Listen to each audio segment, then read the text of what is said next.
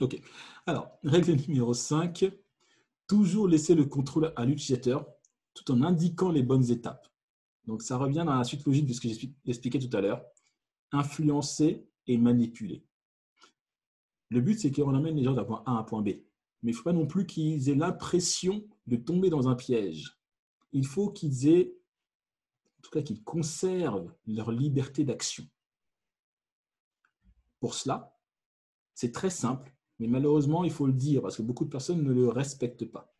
Ne soyez pas intrusif et n'imposez rien. Soyez flexible et conservez, maintenez les conventions. Deux exemples uniquement.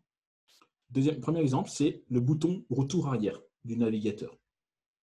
L'erreur que font beaucoup de sites, c'est de se dire je vais empêcher les gens de revenir en arrière. Non, si les gens veulent revenir en arrière, c'est qu'ils ont une raison. Vous ne pouvez pas empêcher le retour arrière. Vous devez l'accompagner, quitte à sauvegarder automatiquement les informations pour que lorsqu'il revient en devant, il fasse l'étape inverse, le formulaire, par exemple, soit déjà pré-rempli. À vous de réfléchir à quoi faire, mais vous ne devez pas empêcher le bouton arrière. Autre exemple, c'est le site que j'aime bien qui s'appelle capital.fr. Pourquoi j'aime bien? Parce qu'il parle de business et il le traite bien. Sauf que, 2 fois sur 3, je quitte le site avant d'avoir lu. Pour quelle raison? Parce que dès que j'arrive sur la page, il m'affiche une publicité obligatoire, en plus toujours la même, des voitures Opel, si mes souvenirs, ouais, c'est Opel, comme si j'avais besoin d'acheter une voiture.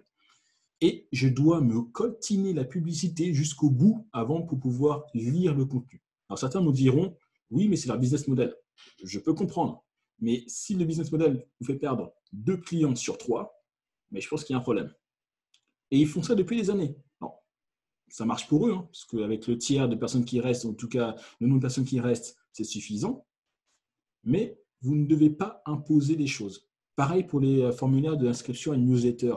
Ça, c'est le plus ennuyant. On arrive sur un site, on a le formulaire qui apparaît, on n'a pas le bouton croix qui automatiquement, il apparaît qu'au bout de 10 secondes. Ça, c'est un truc à la mode maintenant. Les boutons croix apparaissent au bout de 10, 5, 15, 10 secondes, 20 secondes parfois.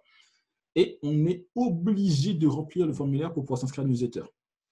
Là, vous allez vous imaginer, très simple, ce qui se passera. C'est que les gens vont être frustrés ou énervés. Et là, le X, vous baissez immédiatement votre expérience utilisateur. Donc, je l'ai dit, le but, c'est d'influencer et manipuler. Il n'y a pas de souci avec ça. Mais donnez toujours le contrôle aux gens. Il faut qu'ils aient l'impression et qu'ils soient libres de leurs actions et mouvements.